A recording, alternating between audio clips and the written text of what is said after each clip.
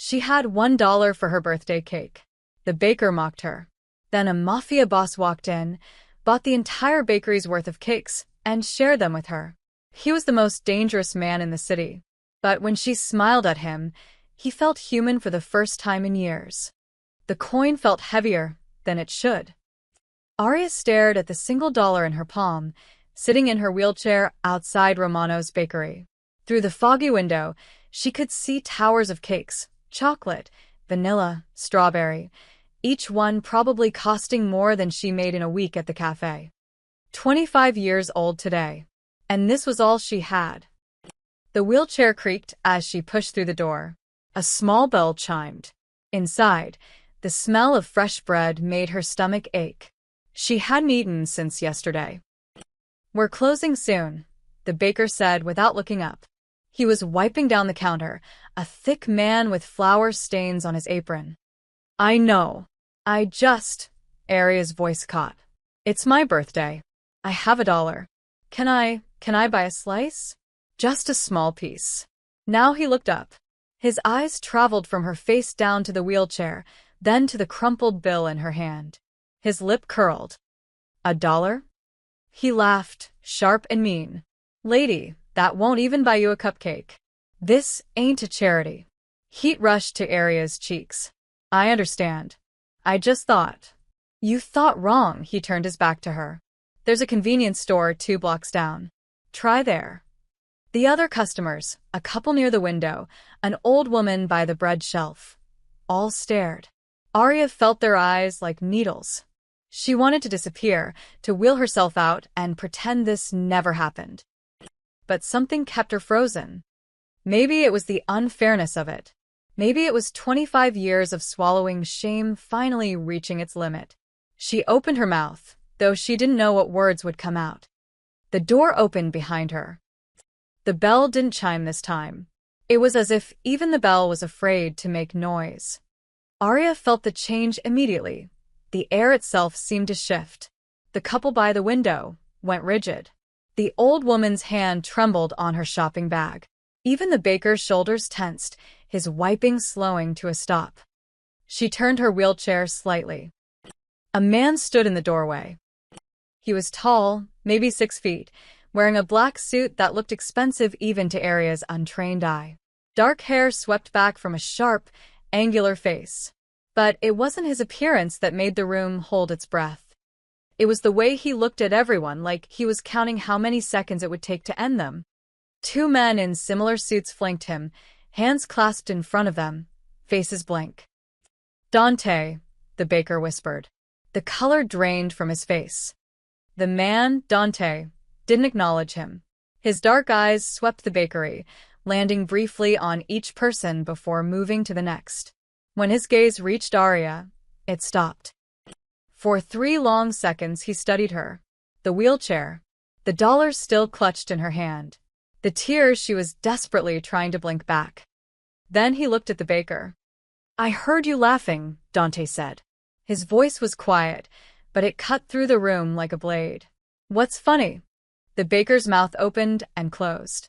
Nothing, Mr. Rossi. Just a misunderstanding." She asked for cake, it wasn't a question. "Yes, but she only has." "How much for everything?" The baker blinked. "Everything." "Every cake in this bakery." Dante pulled out his wallet, leather and thick with bills. "Name your price." "Mr. Rossi, that's at least $800 worth of."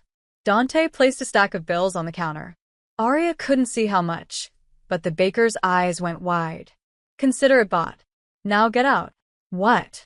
"You. Out." This is her bakery for the next hour. Dante's expression didn't change, but something in his tone made the baker grab his coat with shaking hands. The other customers didn't need to be told twice. They rushed for the door, the couple practically tripping over themselves. Within 30 seconds, the bakery was empty except for Arya, Dante, and his 2 men. Dante gestured to his men. "Outside." They left without a word, taking positions on either side of the door like statues. Now it was just the 2 of them. Arya's heart hammered. She'd heard stories about men like this, men whose names people whispered, whose presence meant violence was never far away. The Rossi family controlled half the city's underworld. Everyone knew it. Everyone feared it. And she was alone with their boss. "You like chocolate?" Dante asked, walking to the display case. What? Chocolate cake. You like it?" He opened the case, pulling out a large chocolate cake with dark frosting. "This one looks good." He carried it to a small table near the window, then grabbed 2 plates and forks. He sat down, his movements precise and controlled, and gestured to the chair across from him. No. The space across from him. For her wheelchair. "I don't understand," Arya said, her voice barely above a whisper. "It's your birthday." Dante cut 2 large slices, sliding one toward the empty space. "Nobody should spend their birthday alone. Or crying." "You don't know me." "No," he met her eyes. "But I know what it's like when people look at you and only see what you can't give them." Something in his voice, a crack in that controlled exterior, made Arya will forward. Against every logical thought in her head, she moved to the table. Up close, she could see details. A thin scar along his jawline. Dark circles under his eyes, like he hadn't slept in days. Hands that looked strong enough to break bones, but held the fork with surprising gentleness. "Why are you doing this?" she asked. Dante took a bite of cake, considering. "Maybe I'm tired of taking things. Thought I'd give something for once." "You don't seem like the giving type." The corner of his mouth twitched. Almost a smile. "Smart girl. What's your name?" Arya. "Arya," he repeated it like he was testing how it felt. "I'm Dante." "I know who you are." "Then you know you should probably run." "Can't run." She gestured to her wheelchair. "In case you haven't noticed." This time he did smile, just barely. "Fair point." They ate in silence for a moment. The cake was rich and sweet, probably the best thing Arya had tasted in months. Outside, she could see Dante's men standing guard and pedestrians crossing the street to avoid walking past them. This was insane. She was eating cake with a Mafia boss. "Why did you really do this?" Arya asked quietly. "People like you don't just." "People like me?" Dante set down his fork. "What are people like me?" "Dangerous. Powerful. You could have anything you want." "Could I?" His dark eyes held hers. "I have money. I have fear. I have people who jump when I walk in a room. You know what I don't have." Arya waited. One honest conversation. One moment where someone isn't terrified or trying to use me. He leaned back. "You looked at me like I was just a man. Not a monster. Not an opportunity. Just a man." Arya's chest tightened. She should leave. She should will out of here and never look back. But something in his eyes, something lonely and raw, kept her in that chair. "Happy birthday, Arya," Dante said softly. And for the first time in years, she smiled on her birthday and meant it. The first drops hit the window as they finished the last bites of cake. Arya looked outside, and her heart sank. Dark clouds had rolled in fast, and rain was already starting to pour. Her apartment was 6 blocks away, manageable on a clear day, nearly impossible in a storm. "Problem?" Dante asked, following her gaze. "I need to get home before it gets worse. My wheelchair doesn't handle wet streets well." She tried to sound casual, but worry crept into her voice. Dante stood, pulling out his phone. "My driver can." "No." The word came out sharper than she intended. "I mean, thank you, but I can't be seen getting into a car with you. People talk." His jaw tightened slightly. "And that matters? To someone like me?" "Yes." Arya wheeled toward the door. "I appreciated this. Really. But your world and mine, they don't mix." She pushed outside before he could respond. The rain was already heavy, cold drops soaking through her thin jacket within seconds. Her hands slipped on the wet wheels as she tried to gain momentum. Half a block. That's as far as she got. The wheelchair's front wheel caught in a pothole flooded with water. She jerked forward, nearly falling, catching herself on the armrests. Rain streamed down her face. Her arms burned from the effort. "Damn it," she whispered, trying again. The wheel wouldn't budge. A shadow fell over her. Dante stood there, already soaked, his expensive suit clinging to his frame. He dismissed his men somehow. They were nowhere in sight. "What are you doing?" Arya asked. "Something stupid, probably." Before she could protest, he bent down and lifted her. One arm under her knees, one behind her back. The movement was so smooth, so effortless, that Arya gasped. "Put me down." 6 blocks, you said? He started walking, carrying her like she weighed nothing. "Which direction?" "I'm serious." "So am I." His voice was firm but not angry. "I'm not watching you drown in a pothole. Tell me where you live, Arya." She could have fought. Should have. But his arms were warm despite the rain, and she was so tired of fighting everything alone. "East," she finally said. "The old Monroe building." He nodded and kept walking. His men appeared from somewhere. One of them folding up her wheelchair, another bringing a car around. They loaded the wheelchair into the trunk without a word. "Your apartment is 6 blocks. My car is right there." Dante looked down at her. "But I'm guessing you don't want to arrive in a black Mercedes." Despite everything, Arya almost laughed. That would cause talk until next year.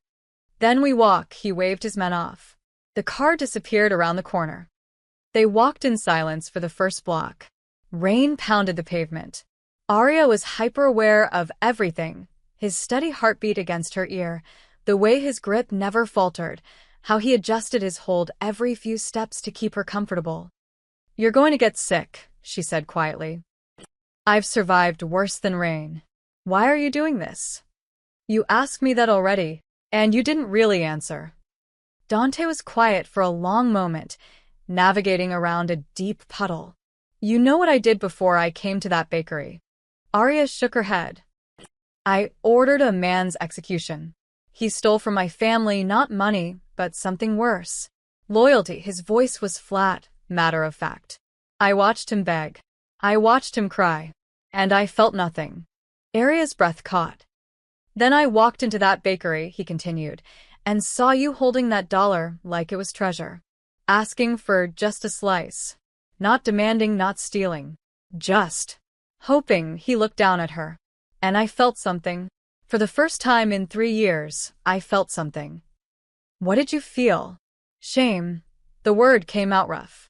"That the world I created has people like that baker. People who mock someone for having nothing."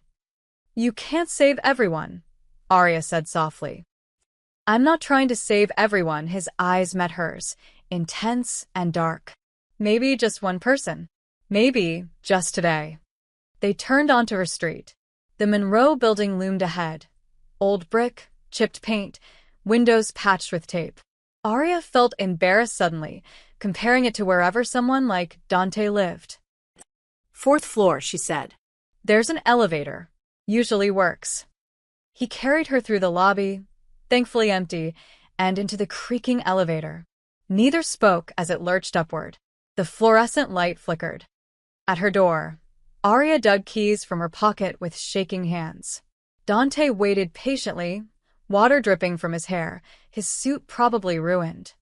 "I can manage from here," she said as he set her down gently inside her doorway. Her apartment was tiny, a studio with a kitchenette, a bed in the corner, baking books stacked on every surface. Through the window, the rain continued its assault. Dante stood in the doorway, not entering. "Your dream, running a bakery. You're serious about that? Why?" "Because people in my world don't have dreams. They have ambitions, schemes, survival plans. But dreams?" He shook his head. "That's something different. What's your dream?" Arya asked before she could stop herself. For a moment, something vulnerable crossed his face. "To wake up and not wonder which of my men will betray me that day. To have one conversation that isn't a negotiation." He paused. "To be looked at the way you looked at me in that bakery. Like I was worth something beyond fear." Arya's throat tightened. "You are worth something." "Am I?" He turned to leave, then stopped. "I won't bother you again. But if you ever need anything..." "Wait." She didn't know why she said it. Didn't know what she wanted him to wait for. Dante looked back, rain-soaked and dangerous, and somehow heartbreakingly alone. "Thank you," Arya whispered. "For the cake. For Seeing me." Something shifted in his expression. "Happy birthday, Arya." Then he was gone, his footsteps echoing in the hallway. Arya sat in her doorway, soaking wet and confused, her heart beating faster than it should. She'd just had her birthday cake with a killer. And the worst part, she wanted to see him again. Arya didn't see Dante for 3 days. She told herself it was relief. He'd kept his word about not bothering her. That was good. Smart. Safe. So why did she keep looking at the cafe door every time the bell chimed? "Table 4 needs a refill," Maria called from behind the counter. Arya grabbed the coffee pot and wheeled over. The morning rush had ended, leaving only a handful of customers. Old Mr. Chen reading his newspaper, 2 college students with laptops, and the bell chimed. Arya's hand froze on the coffee pot. Dante walked in, looking somehow both out of place and completely in control. No bodyguards this time. Just him in dark jeans and a simple black shirt, like he was trying to blend in. It didn't work. Power radiated off him regardless. His eyes found hers immediately. "Is this seat taken?" He gestured to an empty table by the window, the worst table in the cafe, cramped and wobbly. Arya's heart hammered. "It's a free country, is it?" A slight smile touched his lips as he sat down. "Could have fooled me." She wheeled over, professional mask firmly in place. "What can I get you?" "Coffee. Black. And whatever you recommend for breakfast. The blueberry muffins are fresh." Then he leaned back, studying her. "You look tired." Wow. "That's what every woman wants to hear." "I meant you look like you haven't been sleeping." "Because I keep thinking about you," Arya wanted to say. Instead, "We're short-staffed. I've been pulling doubles. You should rest." "I should pay rent," she turned to go. Arya, his voice stopped her. "Softer now. Will you sit with me? Just for a minute." "I'm working." "Please." That one word, coming from a man who probably never said it, made her hesitate. She glanced at Maria, who waved her off with a knowing smile. Arya sighed and wheeled back to his table. 5 minutes. "I'll take it." Dante waited until she was settled. "How's your birthday cake?" "Gone in 2 days. My neighbor Mrs. Chen ate half of it. The one who can't afford groceries." Arya blinked. "How did you?" "I pay attention," he said it simply, like it was obvious. "You shared your birthday cake with someone hungrier than you. That's who you are." Heat crept up her neck. "It's not that special." "It is to me." Silence stretched between them. Outside, the city moved, cars honking, people rushing past. Inside this small cafe, time felt suspended. "Why are you really here?" Arya asked quietly. Dante's fingers traced the rim of his coffee cup. "Honestly, I don't know. I woke up this morning, had 6 meetings scheduled, 3 territory disputes to handle. And all I could think about was whether you made it to work okay, in that wheelchair. I've been getting to work fine for 5 years. I know. Doesn't stop me from wondering." Arya's chest tightened. "You said you wouldn't bother me." "I lied." He met her eyes. "Turns out I'm selfish that way." "You're dangerous." "Yes." "People around you get hurt." "Yes." "Then why?" "Because for 1 hour in that bakery, I wasn't a monster. I was just a man sharing cake with someone who made me laugh." His voice dropped. "I want more hours like that, even if I don't deserve them." Arya's hands trembled in her lap. "I can't be part of your world." "I'm not asking you to be." "Then what are you asking?" Dante leaned forward. "Tell me about the accident." The question hit like a punch. "What?" "Your wheelchair. Something happened. Tell me." "Why would I tell you that?" "Because I told you I ordered a man's death 3 days ago, and you didn't flinch. Because you're the first person in years who sees past what I do to who I might be." His eyes held hers, intense and vulnerable. "Because maybe talking about the worst thing that happened to us makes it less heavy." Arya swallowed hard. Nobody asked about the accident. People avoided it, talked around it, looked away from her chair like acknowledging it was rude. But Dante was asking. Really asking. Car crash, she said finally. 3 years ago. Drunk driver ran a red light. My mom was driving. She died on impact. I survived, but my spine. She gestured to her legs. Doctors said I was lucky. That's a cruel word for it. That's what I thought, Aria's voice cracked. I lost my mother and my legs in one night. And people kept saying I was lucky to be alive. Dante reached across the table. His hand covered hers. Warm, solid, grounding. Your mother would be proud of you. You didn't know her. I know you shared your birthday cake with a hungry neighbor. I know you worked double shifts to pay rent. I know you still dream about opening a bakery, even though life tried to break you. His thumb brushed across her knuckles. That kind of strength comes from somewhere. Someone taught you that. Tears burned behind Aria's eyes. She pulled her hand back, swiping at her face. This is insane. You're a criminal. Killer. Monster. I know, Dante's voice was steady.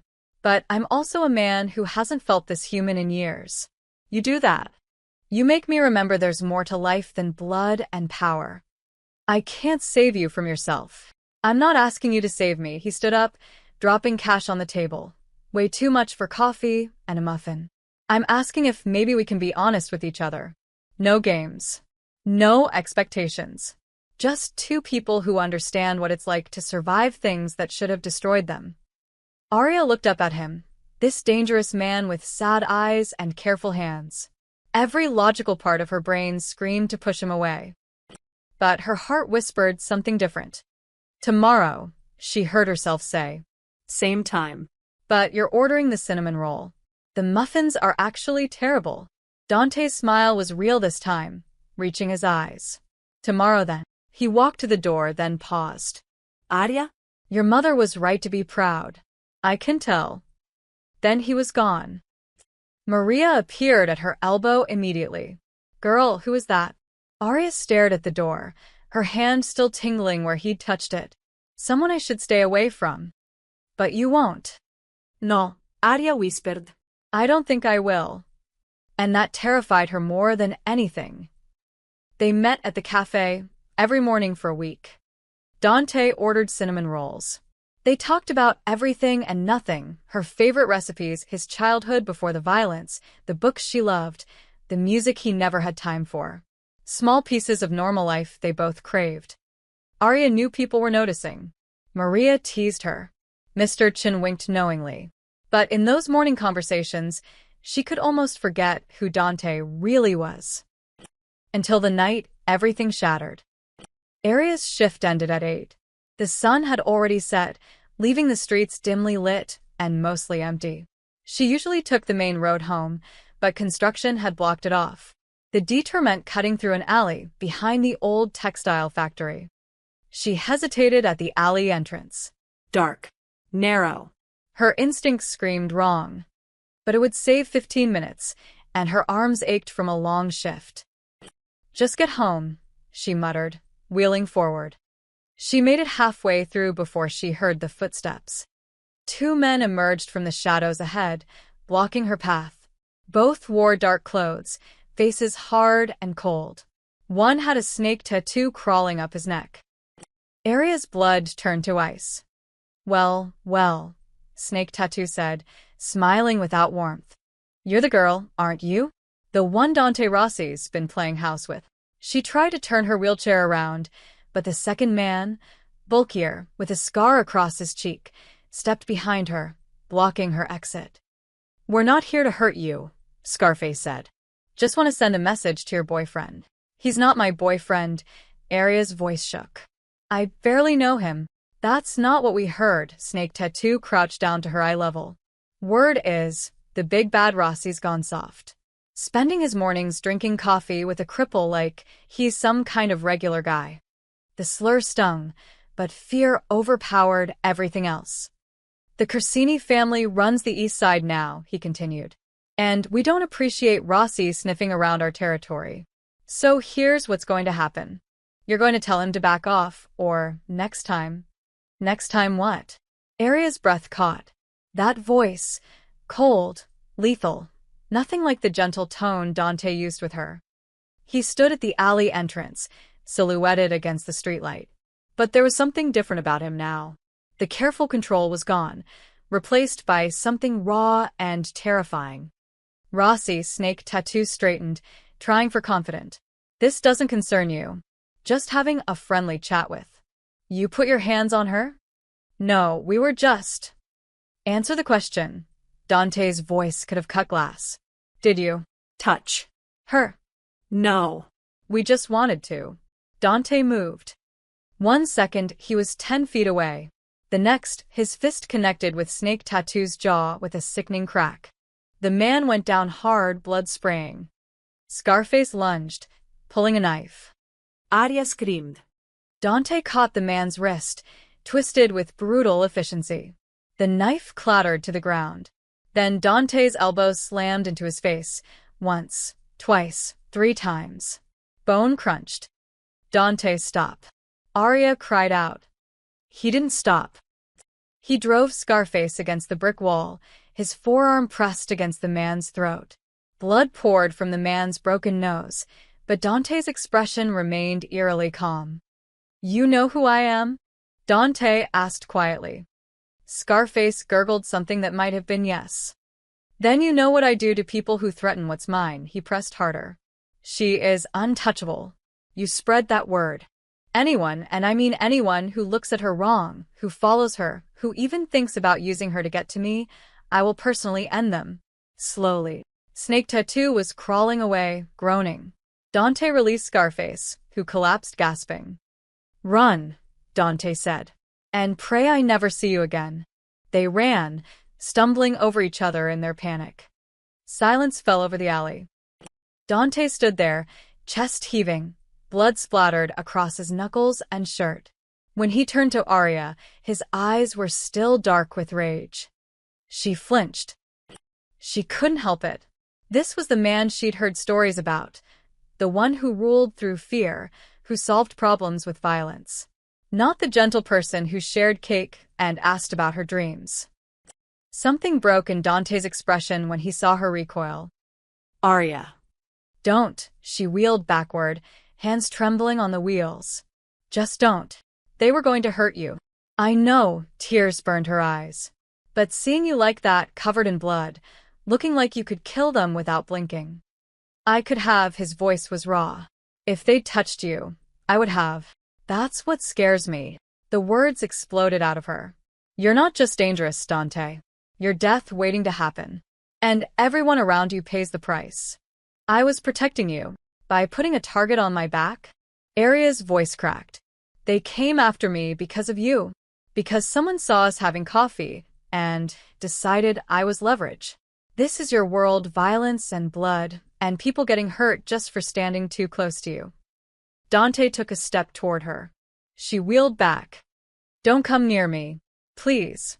He froze, pain flashing across his face. Aria, I never meant. I know. But it doesn't matter what you meant, she swiped at her tears. I can't do this. I can't watch you hurt people, can't be the reason people come after me, can't fall for someone who lives like this. Fall for me. His voice was barely a whisper. Aria's breath hitched. She'd said too much.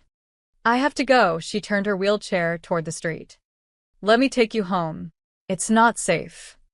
I'll manage, she wouldn't look at him. Couldn't. Goodbye, Dante. She wheeled away as fast as her aching arms would allow, leaving him standing in that alley, covered in blood and looking more broken than the men he'd beaten. Behind her, she heard him say her name one more time. She didn't turn around. But 3 blocks later, when she was sure he couldn't see, she stopped and let herself cry for him, for them, for what could never be. Aria didn't go to work the next day. Or the day after that. She called in sick, which wasn't entirely a lie.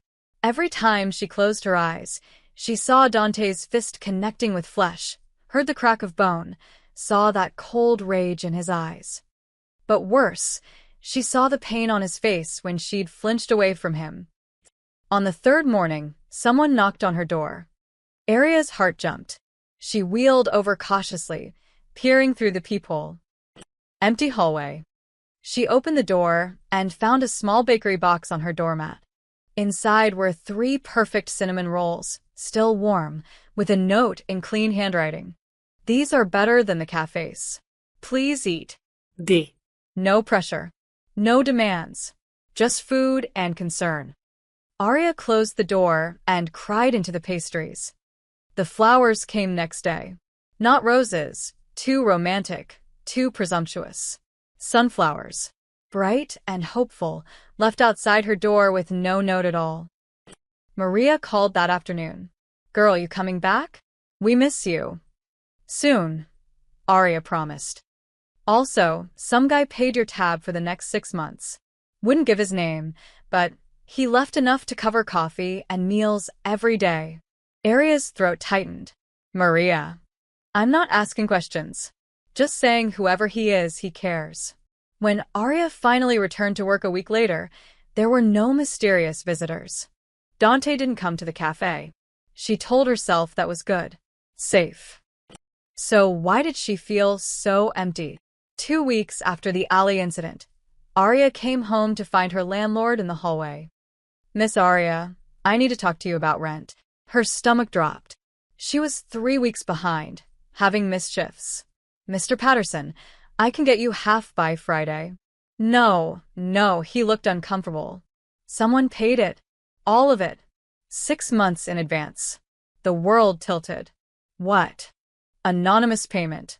Cashier's check, he handed her a receipt. I tried to refuse it. Seemed suspicious. But it cleared, and legally, you're paid up. Arya stared at the paper, her vision blurring.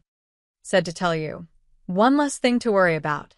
That night, Arya sat by her window, watching the city lights. Her phone sat in her lap, Dante's number, which he'd never actually given her, but which had appeared as a saved contact somehow, glowing on the screen. She typed and deleted 5 different messages. Finally, you can't just pay my rent. His response came immediately, like he'd been waiting.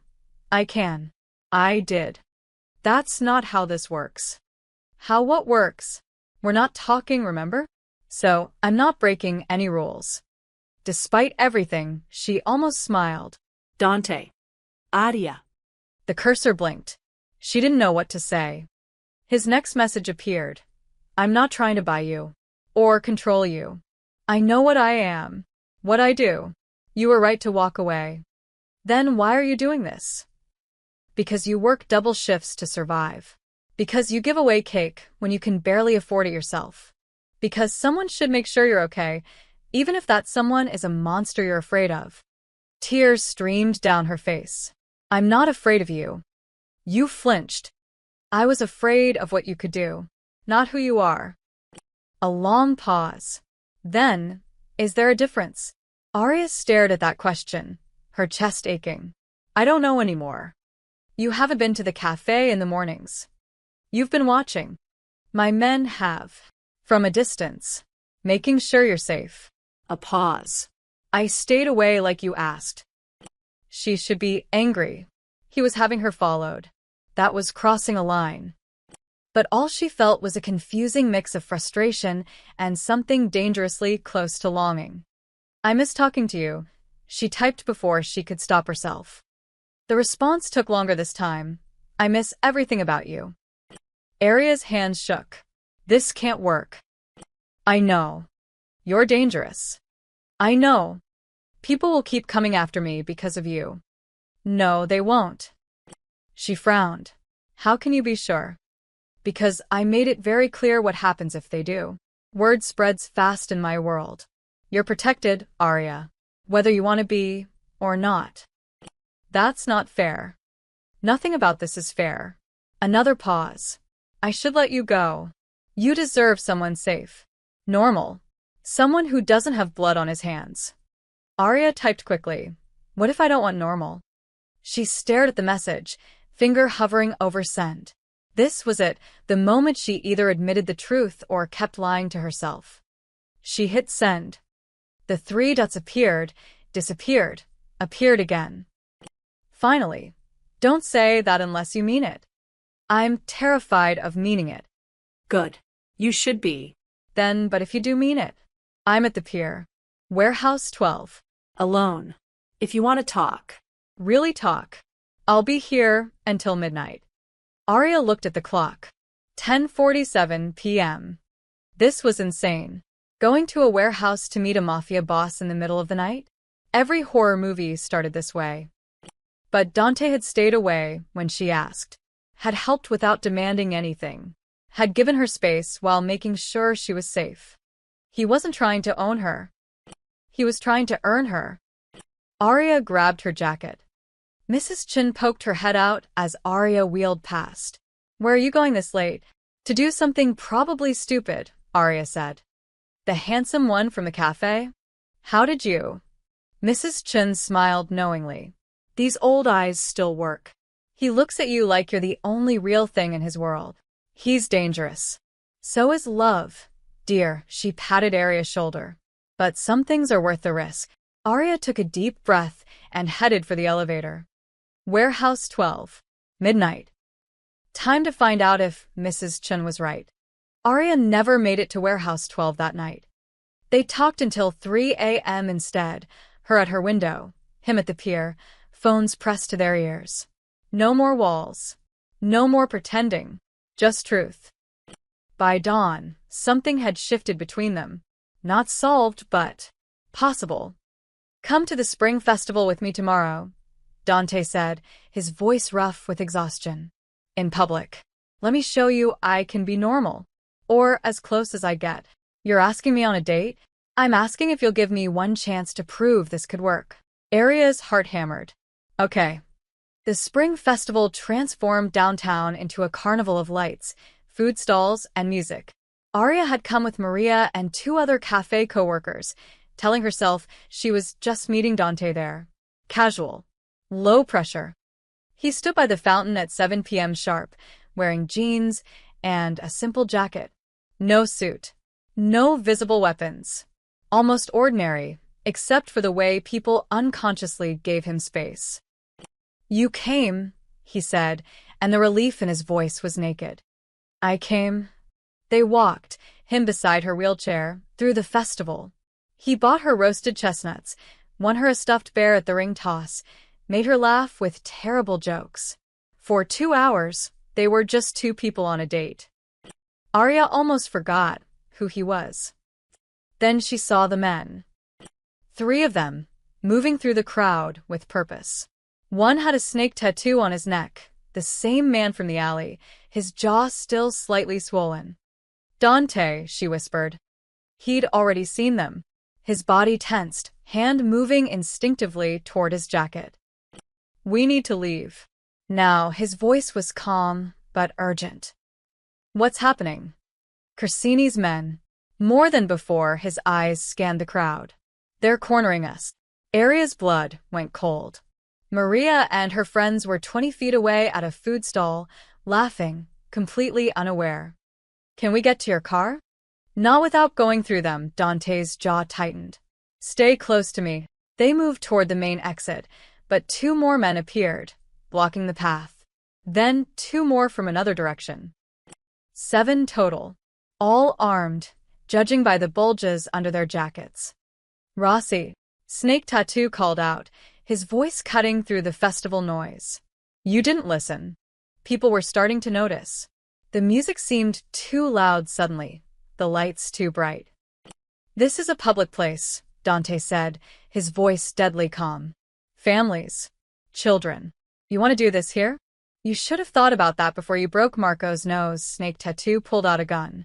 The girl comes with us. That's the deal. You back off our territory, we give her back. Over my dead body, Dante growled. That can be arranged. Everything happened at once. Snake Tattoo raised his gun. Dante lunged forward, putting himself between the weapon and Arya. The shot cracked through the air like thunder. Screaming erupted. People ran in all directions, a stampede of panic. Dante staggered back, red blooming across his shoulder. No. Arya screamed. More gunshots. Dante's men, she hadn't even seen them arrive, returned fire. The festival descended into chaos. Dante collapsed against a vendor stall, his face pale, blood soaking through his jacket. He tried to stand, failed. Go, he gasped at Arya. Get out of here. Not without you. Arya, I can't. I said no. She wheeled to his side, ignoring the bullets ricocheting off metal poles. Her hands found his face, forcing him to look at her. Stay with me. Do you hear me? Stay with me. His eyes were glazing. 2. Dangerous. I don't care. Tears streamed down her face. She pressed her hands against his wound, trying to stop the bleeding. Her palms turned slick with red. You don't get to save me and then die.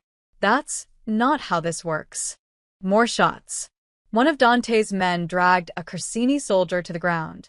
Another shielded them with his body, taking a bullet meant for his boss. Please, Arya whispered, cradling Dante's head. Please don't leave me. I just found you. His hand, trembling and weak, touched her cheek. You flinched. I was wrong. I was so wrong. She pressed her forehead to his. You're not a monster. You're the man who shared cake with me, who carried me through the rain, who paid my rent because you knew I was too stubborn to ask for help. Arya, his voice was fading. I'm not going anywhere. You hear me? I'm staying right here. A black SUV screeched to a halt beside them. 2 of Dante's men jumped out. Boss, we need to move. They tried to lift him. Dante's weight was dead weight, consciousness slipping. Take her first, he mumbled. No. Arya grabbed his hand, holding tight even as they lifted him. I'm coming with you. Miss, it's not safe. I don't care. He stays, I stay. One of the men, the one who'd been shot protecting them, looked at her with something like respect. Get them both in. Now. They loaded Dante into the SUV. Arya refused to let go of his hand, even as they collapsed her wheelchair and threw it in the trunk. She sat in the back, his head in her lap, her fingers pressed desperately against his wound. Stay awake, she pleaded. Talk to me. Tell me about that bakery you mentioned, the one you want to buy. His eyes fluttered. For you. Then you have to live to give it to me. Her tears fell on his face. Please, Dante. Don't you dare die on me. The SUV raced through red lights, sirens wailing in the distance. Dante's hand squeezed hers weakly. Brave, he whispered. So brave. I'm terrified. Me too, his eyes found hers, clear for just a moment. Of losing you. You won't. I promise. Just hold on. The city blurred past. Arya held him tighter, whispering promises and prayers. Her whole world narrowed to the man bleeding in her arms and the desperate hope that love could be stronger than bullets. The private clinic smelled of antiseptic and expensive leather. Arya sat in the waiting room, Dante's blood still on her hands, her shirt. A nurse had tried to get her to change. She'd refused. 3 hours of surgery.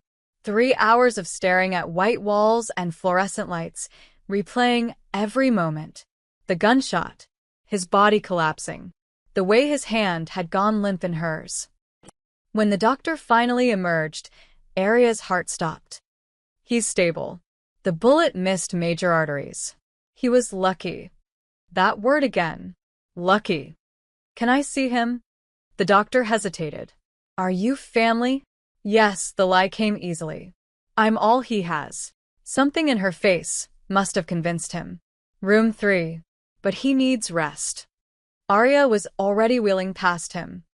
Dante lay in the hospital bed, pale against white sheets, his shoulder bandaged. And 4 dripped steadily.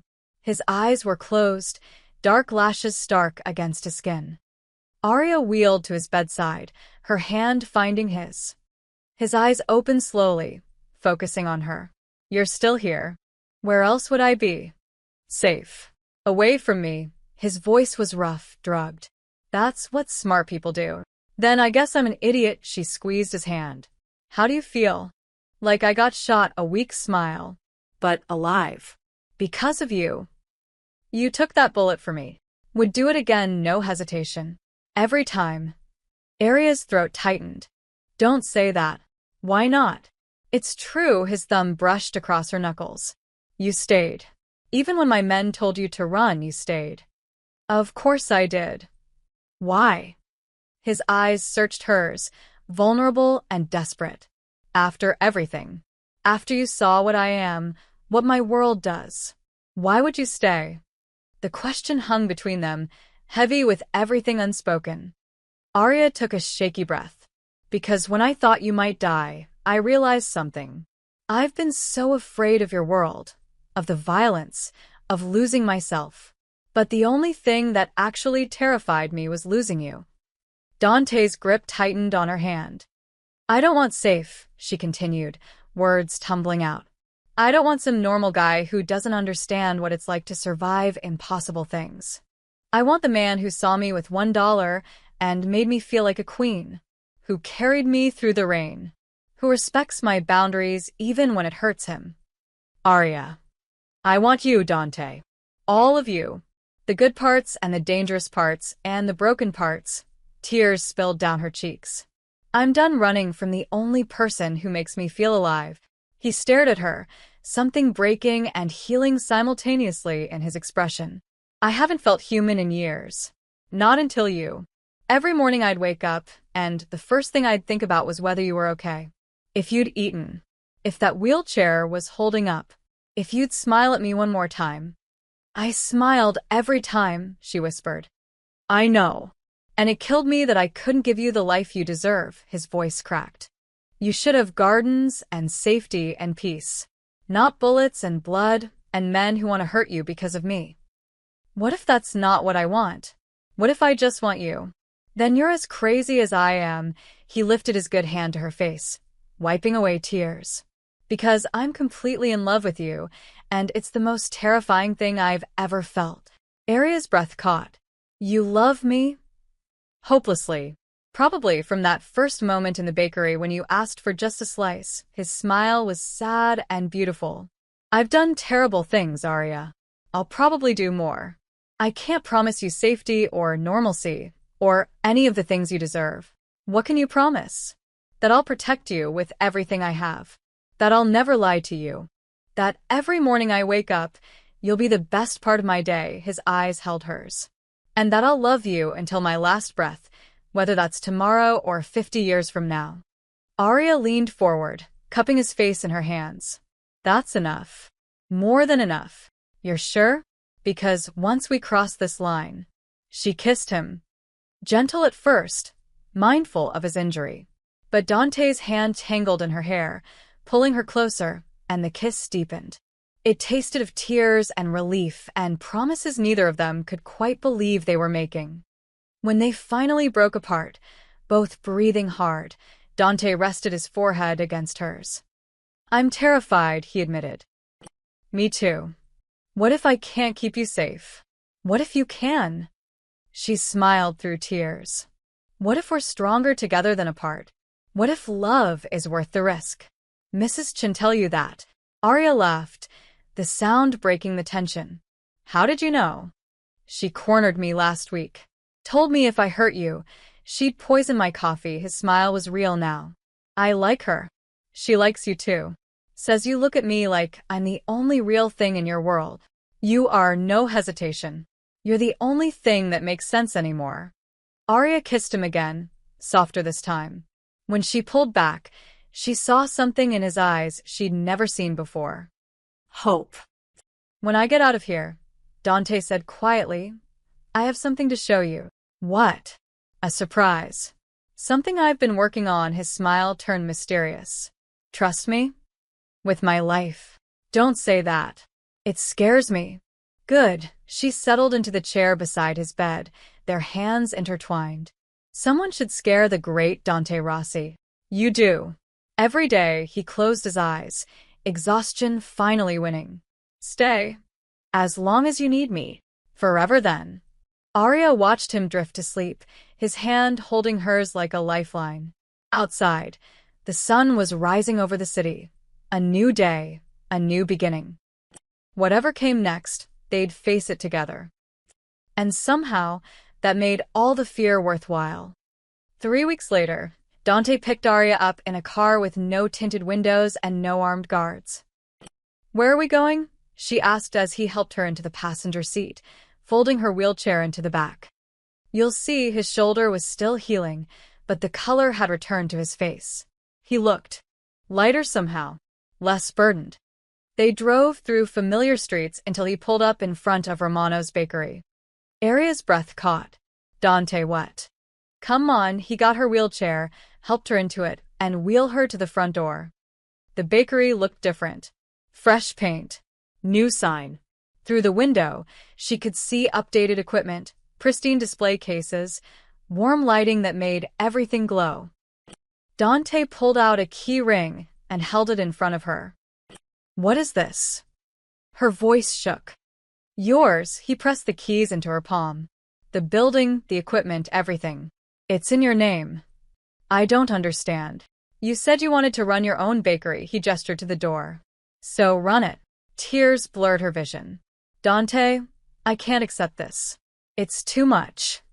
"It's not nearly enough," he crouched down to her eye level. "Remember that first day? You asked for just a slice with $1. You weren't asking for charity or handouts. You were asking for dignity. A small piece of something beautiful." She nodded, unable to speak. "This is my way of saying you deserve the whole cake, Arya. You deserve every dream you've ever had." His hand covered hers on the keys. "This isn't me trying to buy you or control you. This is me believing in you the way you believed in me when no one else did." "But the cost." "I sold 3 properties. Legitimate ones," he smiled slightly. "I'm trying to go straight. Well, straighter. It's slow, but I'm working on it." Arya stared at him. "What?" "You made me want to be better. To build things instead of destroying them." He stood, opening the bakery door. "I'm getting out, Arya. It'll take time. You don't just leave my world overnight. But I'm making moves. Transferring businesses. Stepping back from the violence. Because of me. Because of us." He wheeled her inside. The bakery smelled of fresh paint and possibility. Sunlight streamed through clean windows. The ovens were top of the line. There was even a ramp leading to the kitchen, built specifically for her wheelchair. Arya touched the counter, the display case, unable to believe it was real. "The baker, Romano, he doesn't work here anymore, does he?" she asked quietly. "He took a generous retirement package." Dante's voice was carefully neutral. "Far away from here." She didn't ask what generous meant in his world. Some things were better left unknown. "There's something else." Dante handed her a folder. "I've hired 3 bakers who'll work under you. All trained, all vetted. You won't have to do the physical labor that might be difficult with." He gestured to her wheelchair. "But you're the boss. Your recipes, your vision, your dream." Arya opened the folder, seeing contracts, resumes, plans. This wasn't some fantasy. This was real. Thought out. Planned for her success. "Why?" she whispered. "Because that day in this bakery, a man made you feel small. Made you cry on your birthday." Dante's voice was rough with emotion. "And I want this place to be where your dream starts instead of where your dignity ended. I want you to walk in here, every day, and remember that you're extraordinary." She wheeled to him, taking his hand. "This is too much. It's not enough. It'll never be enough for what you've given me." "What have I given you?" "Hope." He pulled her up gently, and she stood with his support, her legs shaky but holding. His arms wrapped around her waist. "You gave me hope that monsters can become men again. That love exists outside of transactions and violence. That maybe, just maybe, I deserve something good in this life." Arya cupped his face, this dangerous man who'd become her everything. "You do deserve it. We both do. Then say yes. Open this bakery. Build your dream. Let me be part of something beautiful for once. On one condition. Anything. You promise to keep working on getting out." Really out. Her eyes held his. "I can handle the danger for now, but I want a future, Dante. With you. A real 1 inch. I promise." He kissed her forehead. "It won't be fast. Some bridges have to be burned carefully. But I'm done with that life. I want mornings drinking coffee with you. I want to taste your recipes. I want to grow old arguing about whether chocolate cake is better than vanilla. It's chocolate. Obviously. He laughed, the sound genuine and free. See? This is what I want. This. Every day. Arya kissed him, soft and sweet, in the bakery where they'd first met, where her humiliation had turned into something miraculous. When they broke apart, she looked around the space, her space, and imagined it filled with customers, laughter, the smell of fresh bread. I'll call it second chances, she said quietly. Perfect. Dante's smile was the most beautiful thing she'd ever seen. Because that's what we're both getting. 2 months later, Second Chance's Bakery opened its doors. Arya's cinnamon rolls became legendary. Mrs. Chin came every morning for free coffee. Arya's rule, not negotiable. Maria quit the cafe to become Arya's assistant manager. The neighborhood embraced the warm space where everyone was welcome, everyone was seen. And every morning at 7, Dante walked in, no bodyguards, no weapons, just a man in love, and ordered whatever she recommended. They'd sit by the window, sharing pastries and coffee, talking about everything and nothing. Sometimes his phone would ring with business he was still untangling himself from. Sometimes Arya's hands would shake remembering the festival attack. But they were building something. Slowly, carefully, together. From blood and shadows, from fear and loneliness, they'd found each other. And in a small bakery in the heart of the city, 2 broken people proved that love could be the most powerful force of all. Not because it erased the past, but because it dared to believe in a better future.